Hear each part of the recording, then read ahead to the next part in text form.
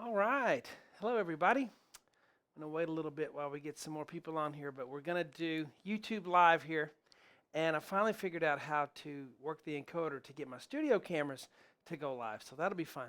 We're going to learn a song from 1986 together right here. It's a very popular song. If you haven't heard it, then you're in a box somewhere and you haven't lived on this earth. So it's a great song. I'll reveal that in a minute. But I also can answer some questions. If any of you have some questions, we can do that. I think I can look on my channel here. Yeah. And see any comments that you guys make. This is the first time I'm doing this, so let's see how it works. All right, so we'll wait. Anyway, any questions you have, now is the time to ask them. I can answer right here, live. I can change the switcher over here to go to the other camera to do the lesson we're about to do in a minute. But, I'm in the studio today. I still get to go to work because I'm the only one here, so it's not too hard to social distance. All right, so let's see. Eric says, I'm awesome. Thank you, Eric. I appreciate that. I'm not that awesome, but I do love music. I do love teaching you guys. It's really fun. Sometimes I say I have the best job in the world. I really do feel that way because I just enjoy music. I enjoy figuring it out, and then I enjoy teaching it. So that's a lot of fun. All right. Hey, John. How you doing, John? Hey, Keith. DJ, what song are you about to do? All right. I'm about to tell. We got 13 followers now. You're going to like it. I think it's not going to be hard. It's going to be something all of you can do. Some of you maybe can even figure it out on your own, but you'll get to learn it really quick here and play it. But I figured I'd do this a lot now that we're all at home right now. We're having to be quarantined in our house. John Jones from the UK. Neat. Yeah. So where's everybody from, I wonder? Right, I'm from Texas, of course. Central Texas in Waco. Have a lot of UK viewers, a lot of Australians watching. And again, those of you who are just joining, we're about to do a live lesson from an awesome song from 1986. Anybody remember what's going on in 1986? A long time ago. All right. When should you play inversion? Said Randy. All right. If the song you're trying to learn uses an inversion, the thing is, inversions can be tricky because that involves what notes on the bottom. Okay. So I'll answer that question actually when I get to the keyboard. So I can answer it better. Hello from Ireland, from Noel. How you doing? It's a familiar face here. All right, good to see you guys. This is so neat. Okay, all right, so the song we're going to do is from 1986. Can anybody guess? If you want to take a guess from 1986. I'll give you a big hint. Okay, it's from like the biggest movie in 1986. I think it was the biggest movie. Anyway, it's the one movie I think of when I think of 1986. Anybody want to guess? Let's see, Eric is from Michigan. All right. How you doing, Eric? That's great. Okay, all right, it's from the movie Top Gun. All right, anybody want to guess now? Big hit song from Top Gun. Remember Tom Cruise? And he almost looks the same today. He's older than me. He looks like he's in his 30s. All right, so the song is Take My Breath Away. We're going to do that song. Okay. Oh, someone just typed it when I said it, so I know that you got it because there's a little lag. So, who got it? Keith and Noel, congratulations. Very good job. You know your movies. Great song. I'm going to play it first. Now, let's see. Let's switch camera views. Let's go to, I don't have anybody in the studio with me, so I have to do this myself. How does this work? Okay. So this, I'll play a little bit of it first, all right? Let's see. What do I have it on?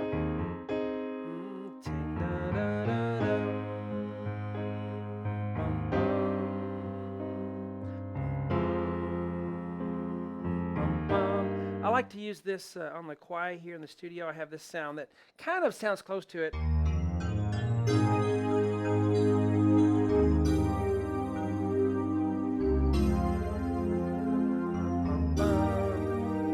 that's kind of a neat sound. I'm using what is that? The Bank A, number 4 selection. Sounds pretty cool. I'll go back to piano because a lot of you just have piano sounds. So, all right, so what's neat about this song, I was reading about it, and somebody wrote the music for it, and then the person who wrote the lyrics on the way home in his car from the studio. So that was neat. And the producers, the people that were making the movie, Top Gun, liked the song so much that they included more love scenes just to feature this song. So it made a big impression on the directors and producers of Top Gun. Anyway, another song I like from that movie is that Kenny Loggins' Danger Zone. Very cool. Well, maybe we ought to do that one too. All right, let's see what comments we have before I get started here. We're going to learn this right here. Okay, so this isn't like a part 1 and I'm holding out on you, because this is the way I make a living. I'm just going to give you a song here, all of you who are at home and just want to learn something. Love all you do, Shawn. Keep up the good work. Thank you, John. Eric, awesome. Every song is meant. Yeah, thank you, guys. All right, so let's get to this. All right, so we've got 4 measures here, which comprises the verse. The chorus is just a little bit different, but I'll show you those changes when we get to it. So I'm going to change the camera view so that we can look down on top of the piano. Okay, here we are. So, take my breath away. What's neat about this is there's a melody in the left hand, but it also serves as the bass. That's very tricky for that to work out for you if you ever try to do that, to have a melody going in the bass line, but it also serves as the bass line. Okay, so let's look at the left hand. Low E flat, here's middle C, next one down, E flat with my 4th finger, and then, we got another person, 14 now. How you doing? And then F, A flat, B flat, 4, 3, 2, 1. Sun shining out here in Waco, finally.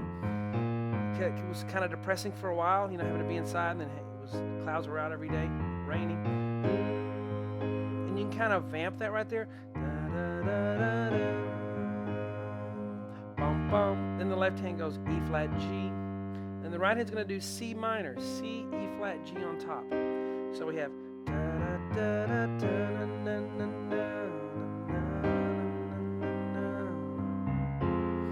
So this time the bass goes D flat, F, and then we'll go to F minor on the right hand, A flat, C, F. 1, 2, 3, 4, bum, bum.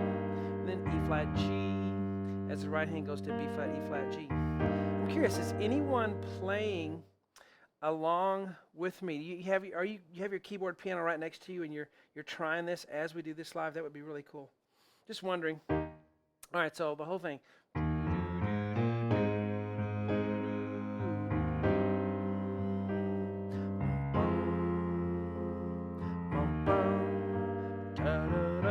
That's the verse. She starts singing.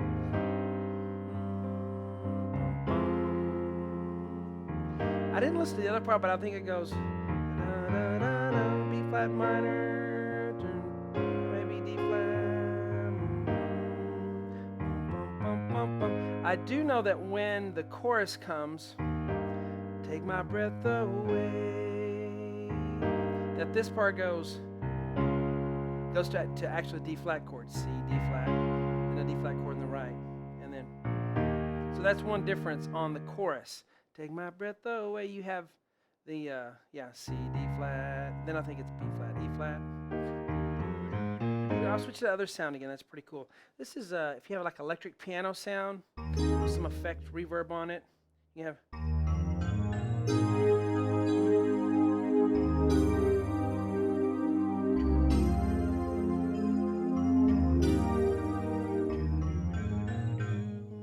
Anybody has an idea for that? I have one of these, it's a professional camera switcher.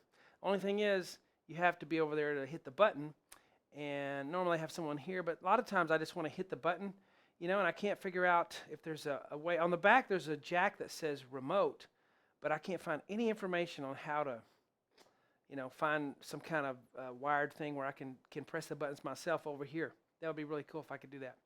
All right. Let's see. All right, so we got 16 people now. Great. We just did Take My Breath Away. Those of you just getting here, take my breath away. I want to do this again. Let's pick a time. When are you guys when would you like to have another one like this? This is so easy. It took me, 2 minutes to write this out and do it. Let me know when you'd like to do it again, because this is so easy and fun to do live on YouTube. All right, about the question we had about when should we play inversions. Well, you should play it if you're trying to play a song that has inversions, of course.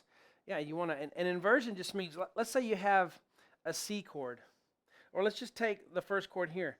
If you can see that, C, E flat, A flat, left hand on an A flat.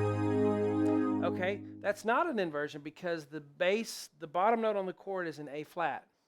Okay, so but this one is. See, that's a C minor chord, C, E flat, G, but on the bass we have a G. All right, and those are tricky because whenever you have the root notes not on the bottom, it'll play tricks on your ear and you'll think it's a different chord than what it really is. So you have to watch for that. Sometimes if you're trying to figure out a chord and it just doesn't sound right, maybe it's an inversion of another chord. Okay, so when to play inversions? Well, when the song calls for it.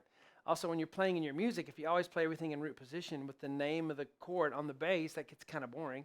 So, you want to have an inversion there. But an inversion just means when there's a note on the bottom of the chord that's not the root. Okay, if you have C, E, G, but you don't have C on the bottom, maybe you have E or you have G. It makes the chord really sound different. It really does. So inversions are can be tricky to do. All right, any more questions? Do you still take individual requests to hire transpose songs like you did years ago? Kind of. I'm trying to get away from doing that so much because there's a lot of music that I want to do that I think a lot of people would like. Usually when I get requests, I think it's for things that people can't find anywhere else, or they want a specific thing for them. And a lot of times it ends up being, I don't know, not something everyone will want to do. And I do have a lot of neat, arrangements that you don't find anywhere else. I have plenty of that on the website. But there's a lot of things that I would like to put on there that I think, the general population would like. Even some of you advanced players would like. So I may take another short list. If you're a member of the website, watch the dashboard because I will post on there whenever I'm going to take another short list. And it's going to be from members, okay? And it's not going to be this huge, long, 150, 200 songs like I used to do. But yeah, I'll take them. I'm not at the moment. Let's see. John Jones says tomorrow? ? Like if I'll do this again? Yeah, I'll do it tomorrow. Sure, I'll pick another song. All I did was just do 80s hits and just do a search for that, and a lot of the great songs come up. Isn't it neat how just a song just takes you back, man? You're just back to not just remembering the memories, but the feeling of being in 1986. Nothing does that for me like music does. I can just hear the music, and it immediately just takes me back to that moment, to that time. I remember my friends and the feeling of being young and crazy and all that. Top Gun, neat. Hi from Mumbai. Hello. I wish I don't want to try to pronounce your name and mess it up, but Mr. Maine looks like. So hello. That's really neat from Mumbai. Neat. All right. How's it going in Mumbai? We watch the news and stuff, but how are you doing personally in Mumbai? Is it real crazy right now, or are you okay? Just wondering. Okay, so yeah, I do take requests, but I can only do so much, And so what I do when I do requests, I'll have just a little bitty keyboard in front of me, a real small one, and I'll just have the headphones on and just listen and write everything out. And I usually just take the whole list and I'll just spend days and days just sitting there writing out all the music, and then I'll come in the studio and do 2 or 3 a day till I get them all done. That's how I usually do it. But I've found, you remember I started doing this a long time ago. A lot of you guys have been with me for a long time. It's been like 13 years since I started on YouTube, I think. But I look back at some of those older videos. I do a lot better than I used to. I know, I didn't realize how much I improved on the skill that I work on listening and writing out the music. I did okay. I did good. But for my standards, I feel like, I've gotten better and better over the years at doing this. I feel like I'm at my peak right now as far as listening, transcribing, and teaching and all that. In the studio. Love the new setup. Love all the camera angles. And the new piano that we got in here. It's really cool. So we'll... 17. Man, we keep getting more and more people. Let's see. Did you ever do whiter shade of pale? If I did, it's on the website. Just got to go in there and go to the search box and type in whiter shade of pale. That sounds familiar. It sounds like I think I did do it. It sounds familiar. But if you just type it in the box on the website, you'll be able to see. I'm going to get a drink real quick. Allergies, of course. Okay. All right. So I think I did. Do I have a degree in music? Funny thing, I took 7 years of music. I stopped, and I never went and did the paperwork to go in and finish at North Texas to get the degree. I've technically finished everything. Maybe one day I'll go in and actually, I don't think there's no more hours I have to take. But I had, some tough stuff going on in life then. I kind of didn't actually do all the paperwork to finish. And excuse me, had another drink. Have this gallon of water I take around. Make sure I drink a gallon of water every day. So anyway, yeah, I don't have the paperwork, and I know that's stupid to go that long, and to not actually get the degree in the paper and everything. But I did finish all the classes and hours. In fact, I did way more than I needed to. I actually minored I actually could have majored in music theory as well. I took so many theory classes.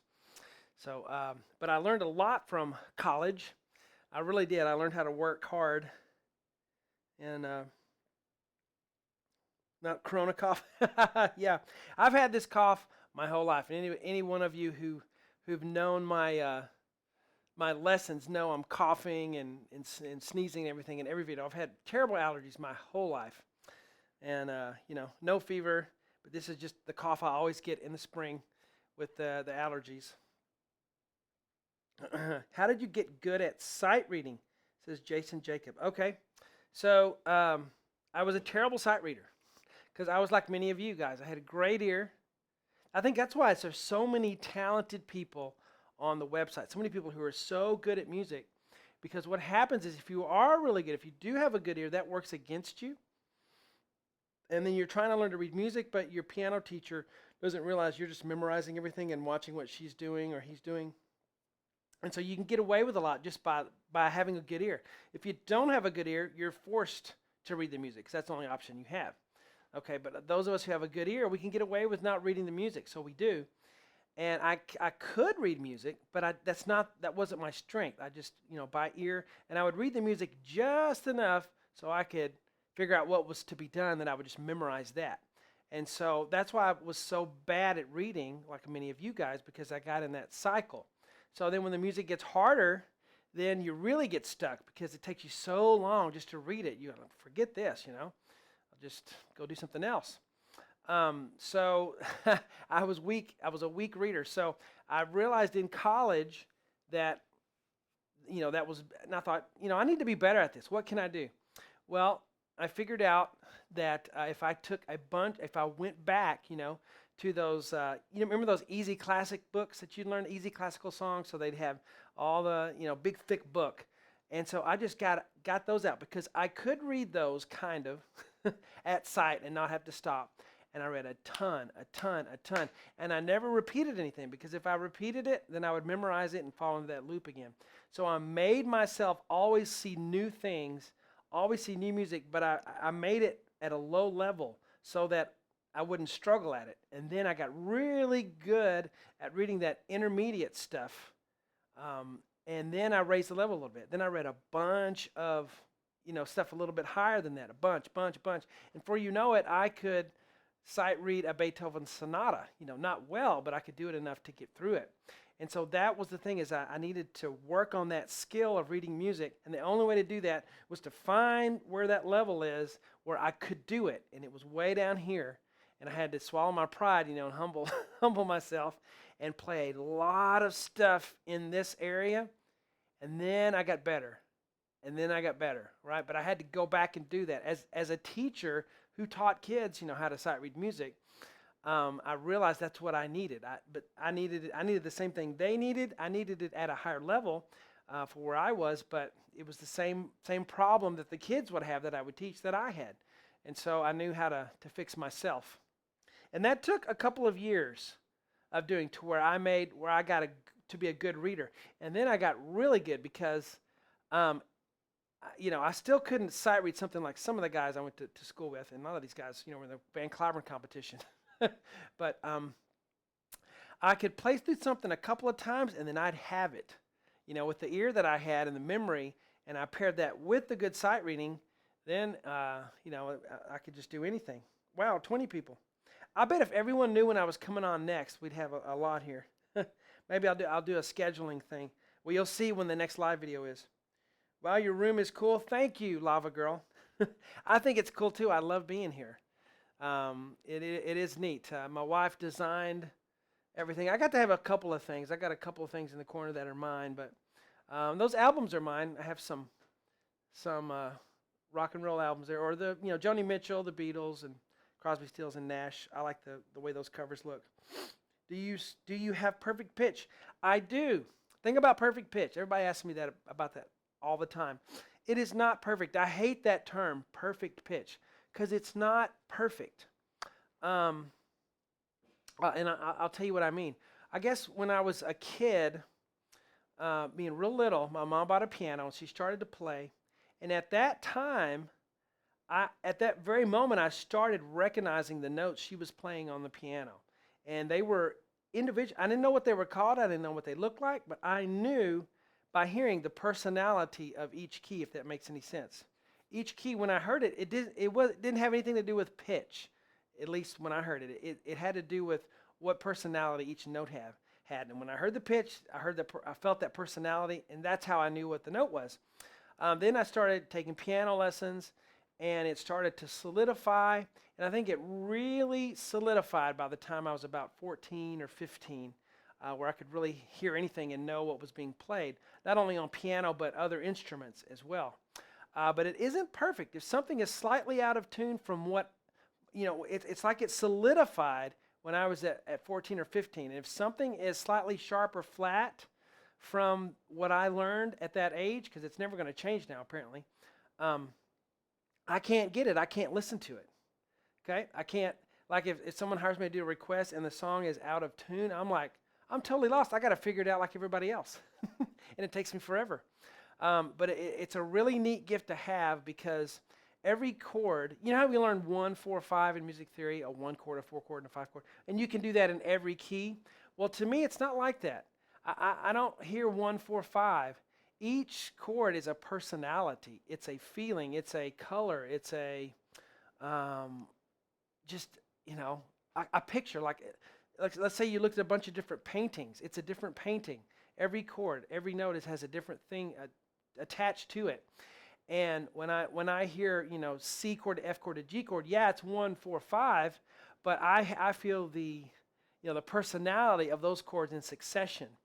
Okay, so I actually hear that, and then I say, okay, it's 1, 4, 5. Everyone else says it the other way. They say, well, that sounds like a 1, 4 to 5, and then they say, therefore it must be C, F, G. Well, I do it the other way. I hear the personalities, and then I go, okay, because it's these chords, I write the chords down, and then I say it's 1, 4, 5. Now, I was back in what is it called? Not sight singing in school, but ear training. Yeah, and the teacher would be at the piano, and she would say, okay, we're in the key of whatever, and then she would play something, Or she'd play it first, and then she'd tell us what key it's in. Anyway, and then you got to figure out what the notes are from listening using relative pitch. She'd tell you the first chord. Well, she would play it, and then I would just go ahead and write everything out, because I heard it the first time, and I knew what everything was, so I wrote it down and be done, pencil drop. or chalk drop because we had to go to the board. And, it was really frustrating for everyone around me, of course. But, that's how it works for me. I would hear what it was. I'd write it all down. And then I'd go back and put the Roman numerals in. Okay, that's a 1 chord. That's a 5 of 5, to minor 2, whatever, blah, blah, blah.